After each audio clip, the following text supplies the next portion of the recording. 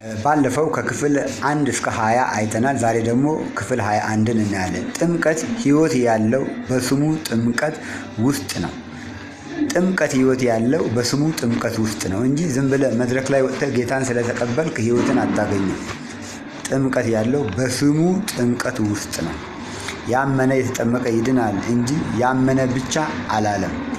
ሕይወት ያለው በስሙ ጥምቀት ነው። ዮሐንስ ምዕራፍ 2 ቁጥር 31 ኢየሱስም እርሱ ክርስቶስ የእግዚአብሔር ልጅ እንደሆነ ታምኑ ዘንድ አምናችሁም በስሙ ሕይወት ይሆንላችሁ ዘንድ ይህ ተጽፏል አለ። ማመን ብቻ ሳይሆን አምነን ሕይወትን የምናገኘው በስሙ ጥምቀት ውስጥ ነው እንጂ ዝም ብለን ጌታን ተቀበል ስላለኝ አንድ አስተማሪ መድረክ ላይ ወጥቼ እጄን ስላነሳው ሕይወትን አገኘው ማለት አይደለም። የተቀበለ ሰው ጌታን የተቀበለ ሰው በስሙ ሕይወት ይሆንለት ዘንድ የዘላለምን ሕይወት ያገኝ ዘንድ በኢየሱስ ክርስቶስ ስም መጠመቅ አለበት። በስሙ ውስጥ ሕይወት አለ። በጥምቀት ውስጥ ሕይወት አለ። ፎሎ ሼር አድርጉኝ፣ አበረታቱ።